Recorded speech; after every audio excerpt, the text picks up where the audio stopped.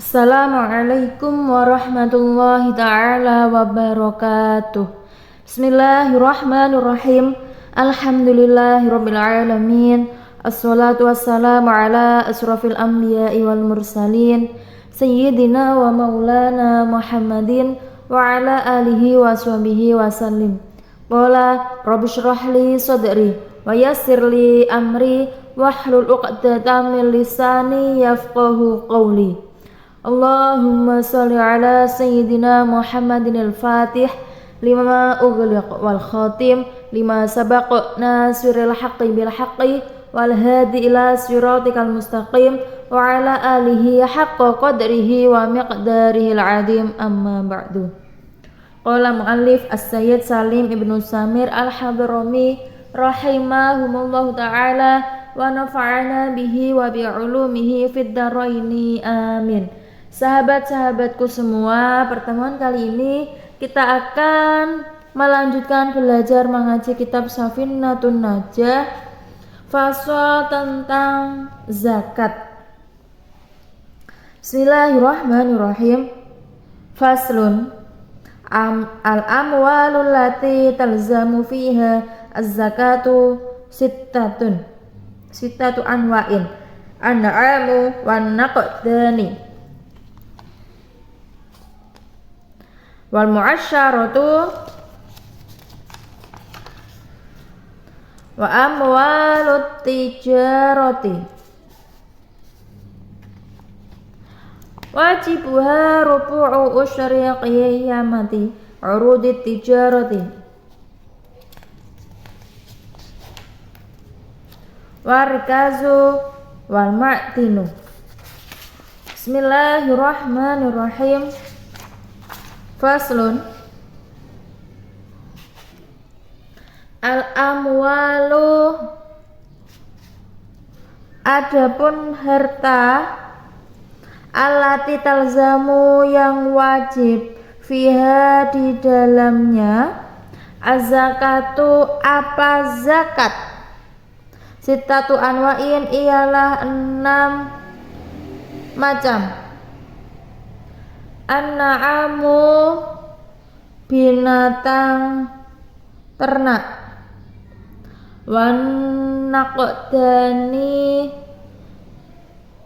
emas dan perak,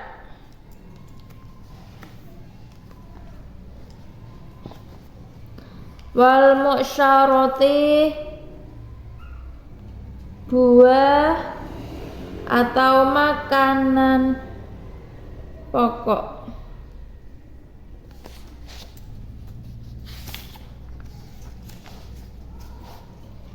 Wa amwalut tijarati, dan harta dagangan.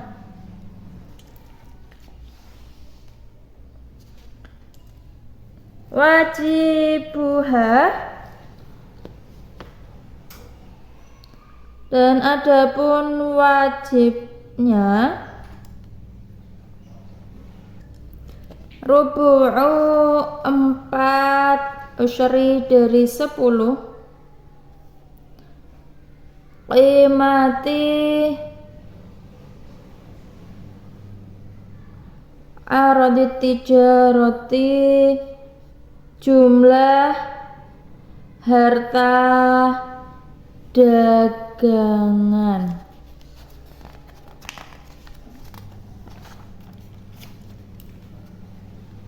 Warikazu,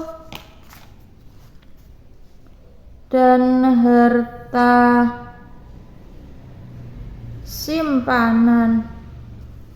Wal ma'tinu, dan barang logam.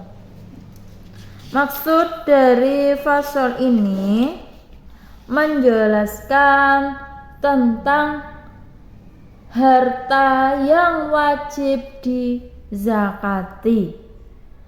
Yang pertama yaitu na'am atau binatang ternak. Kata na'am dalam bahasa Arab ditulis an-na'mu, yaitu dibaca dengan fathah pada huruf ain, tetapi terkadang dibaca juga dengan sukun pada ain. Kata an-na'am merupakan isim jamak yang tidak memiliki bentuk mufrad dan dapat berstatus sebagai kata yang mudzakkar dan muannas.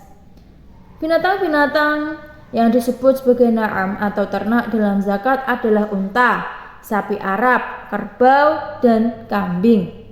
Kemudian syarat-syarat binatang na'am. Yang pertama, binatang-binatang na'am tersebut benar-benar binatang-binatang na'am atau ternak. Oleh karena itu tidak diwajibkan menzakati hewan-hewan yang bukan na'am seperti kuda, hamba sahaya, dan hewan peranakan dari binatang zakawi dan binatang lain. Misal peranakan antara sapi dan harimau. Pengertian binatang zakawi adalah binatang-binatang yang termasuk sebagai binatang-binatang yang wajib dizakati. Kemudian syarat yang kedua adalah telah mencapai nisab. Nisab binatang-binatang na'am yaitu contoh nisab unta. Permulaan nisab binatang unta adalah 5. Setiap 5 unta sampai 20 unta diwajibkan mengeluarkan zakat berupa 1 domba, yaitu berumur 1 tahun dan memasuki umur 2 tahun, atau 1 ekor kambing berumur 2 tahun memasuki umur 3 tahun, meskipun domba jantan.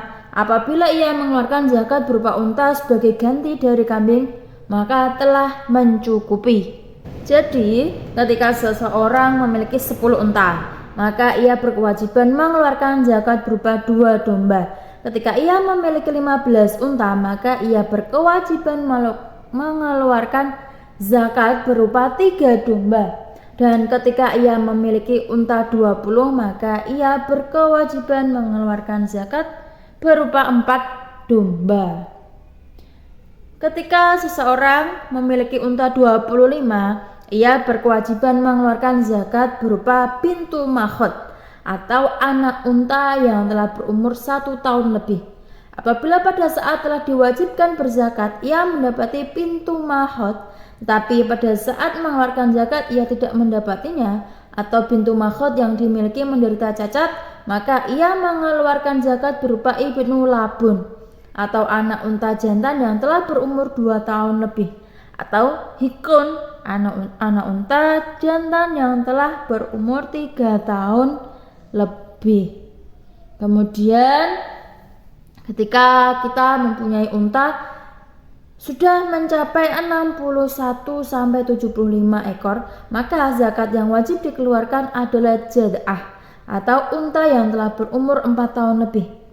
Unta jad'ah adalah unta berumur yang terakhir digunakan sebagai unta zakat. Unta jad'ah merupakan unta yang sudah baik susunya, reproduksinya, dan tenaganya.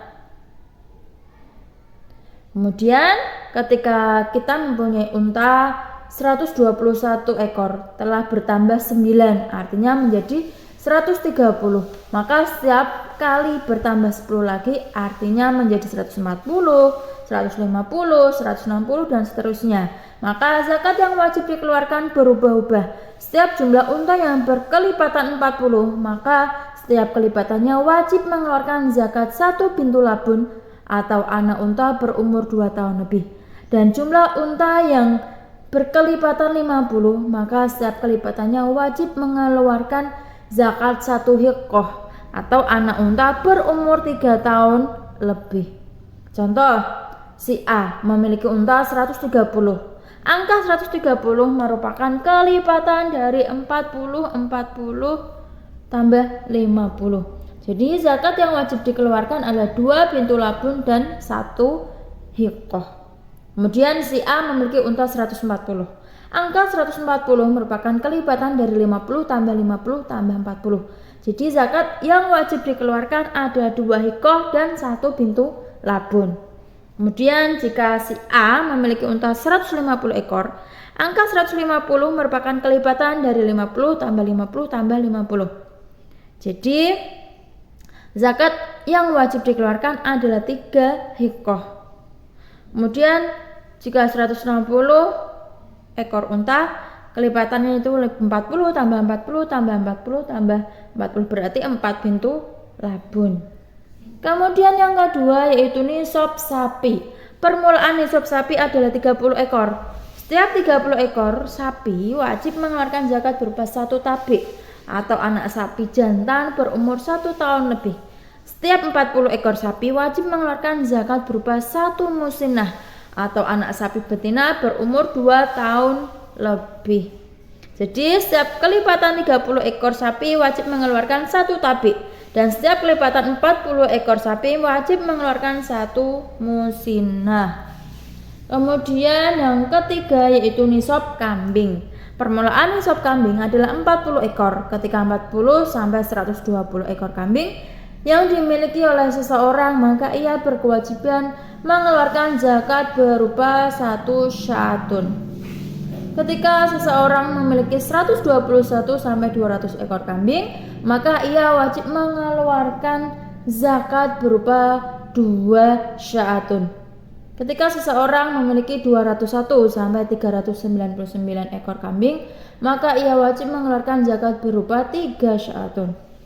Yang dimaksud dengan syatun adalah domba betina berumur 1 tahun lebih atau kambing betina berumur 2 tahun lebih sesuai dengan jenis domba dan kambing yang ada di suatu wilayah tertentu.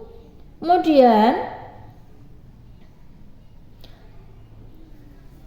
syarat-syarat berikutnya yaitu binatang-binatang na'am telah dimiliki selama 1 tahun lebih atau haul.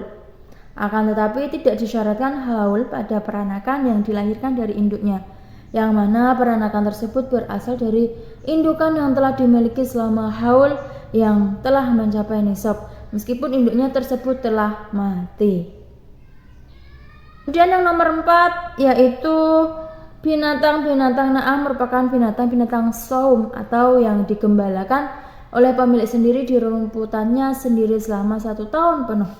Tetapi apabila binatang-binatang na'am diberi makanan yang harus mengeluarkan biaya dengan ukuran makanan yang andai binatang-binatang tersebut tidak diberinya, maka masih bisa hidup tanpa mengalami keburukan yang nyata dan tidak ada tujuan atau niatan untuk memutus saum.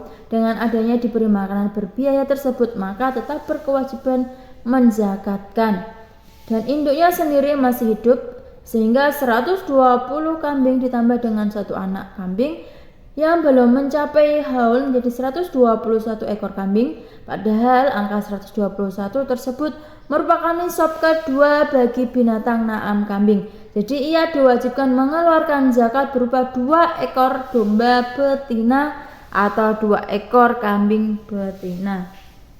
Kemudian tidak ada kewajiban mengeluarkan zakat pada binatang-binatang na'am yang digunakan untuk bekerja seperti membaja atau yang lainnya, karena binatang-binatang tersebut dimiliki untuk tujuan bekerja.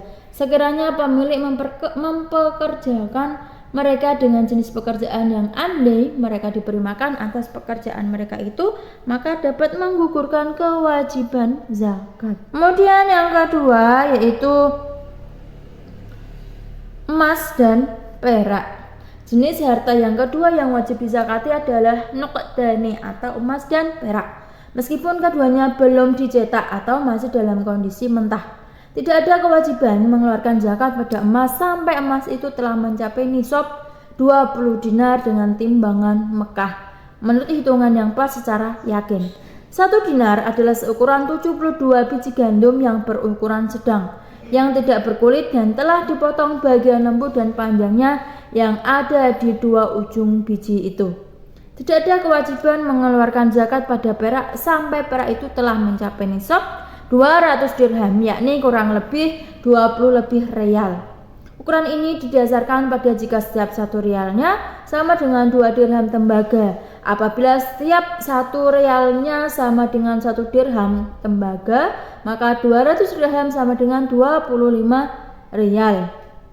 Ketika emas dan perak telah mencapai masing-masing nisabnya, maka wajib mengeluarkan zakat sebesar 1/4 1/10-nya, yaitu 2,5%. Oleh karena itu, emas yang telah mencapai nisab 20 dinar, maka diwajibkan mengeluarkan zakat darinya sebesar setengah dinar, karena 2,5/100 kali 20 sama dengan setengah. Kemudian yang ketiga yaitu al-mu'asyarat. Jenis ketiga yang wajib dizakati adalah al-mu'asyarat. Pengertian al-mu'asyarat adalah tumbuhan-tumbuhan yang mencakup pohon dan tanaman. Jenis harta al-mu'asyarat yang wajib dizakati hanya 1. Kurma, 2. Anggur, 3. Biji-bijian yang biasa untuk kebutuhan pokok seperti gandum. Kemudian beras, adas, jagung, kacang bakila, dan lain sebagainya.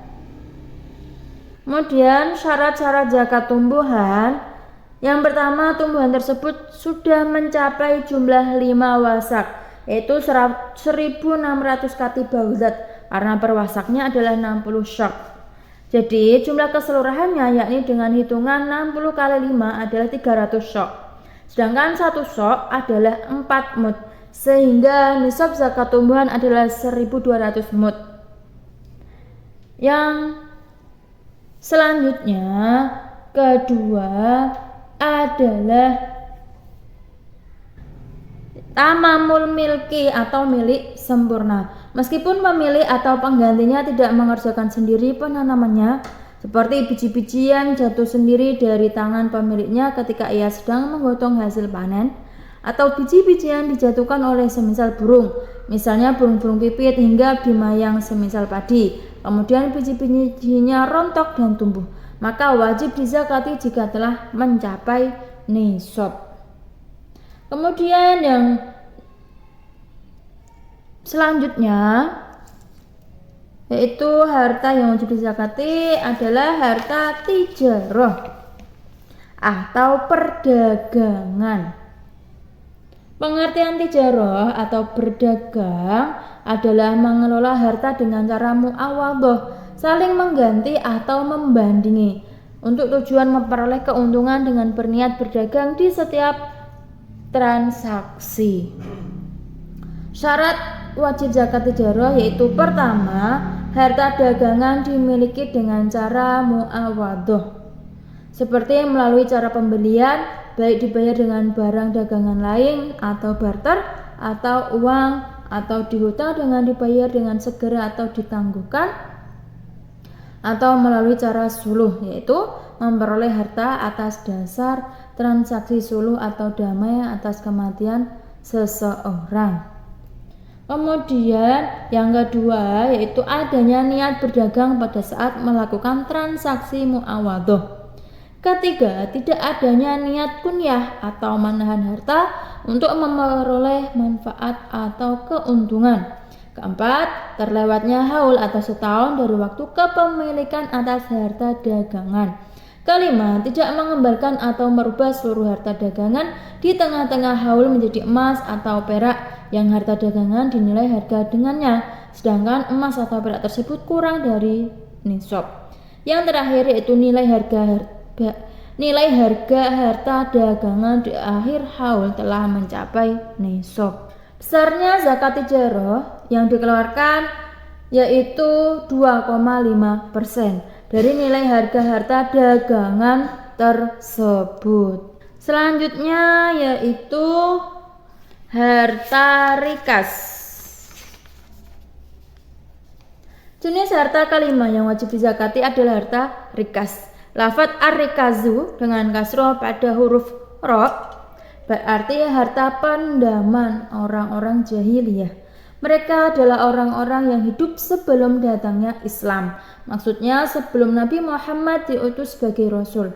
Oleh karena itu harta rikas mencakup harta yang dipendam oleh kaum Nabi Musa, Isa, Yusuf dan sebelum mereka. Apabila ada harta terlihat di atas permukaan tanah, maka apabila diketahui bahwa harta tersebut bisa terlihat karena terbawa arus banjir, maka tetap disebut dengan harta rikas, karena termasuk harta pendaman dengan melihat sisi asalnya. Tetapi jika tidak diketahui demikian, maka termasuk harta luqata atau temuan. Besar zakat harta rikas yang telah mencapai 1 nisab adalah 1/5-nya yang harus dikeluarkan seketika itu kepada ahli zakat. Kemudian yang terakhir adalah barang tambang. atau ma'din. Jenis harta yang keenam yang wajib dizakati adalah harta ma'din atau barang tambang. Pengertian ma'din adalah tempat yang Allah menciptakan emas dan perak di dalamnya. Baik tempat tersebut adalah bumi mati atau bumi yang ada pemiliknya. Orang yang mengeluarkan barang tambang atau emas, perak wajib mengeluarkan zakat sebesar 2,5%-nya seketika itu. Dengan catatan apabila barang tambang yang dikeluarkan itu telah mencapai 1 nisab. Sebagian barang tambang, emas atau perak harus digabungkan dengan sebagiannya yang lain agar mencapai nisab dengan syarat yang pertama, tempat penambangannya berada dalam satu lokasi menurut urufnya, meskipun lubang-lubang untuk menambang ada banyak. 2. Proses penambangannya dilakukan secara terus-menerus. Apabila proses penambangan berhenti karena ada alasan atau udzur seperti memperbaiki alat penambangan, sakit, meskipun berhenti dalam waktu yang lama menurut urufnya, maka sebagian barang tambang emas atau perak tetap digabungkan dengan sebagian yang lainnya. Apabila tempat penambangan berbeda-beda lokasinya atau proses penambangan berhenti tanpa ada alasan atau udzur, maka sebagian hasil barang tambang emas atau perak yang pertama tidak boleh digabungkan dengan hasil sebagiannya yang lain, yaitu yang kedua untuk menggenapkan nisab, meskipun proses tersebut berhenti selama waktu yang sebentar. Itulah tadi penjelasan dari fasal tentang harta yang wajib dizakati. Semoga bermanfaat. Al-Faqir ilallah mengucapkan mohon maaf sebanyak-banyaknya apabila banyak kesalahan, karena kesalahan adalah murni dari saya sendiri dan kesempurnaan hanyalah milik Allah semata. Ihdinas siratal mustaqim. Assalamualaikum warahmatullahi taala wabarakatuh.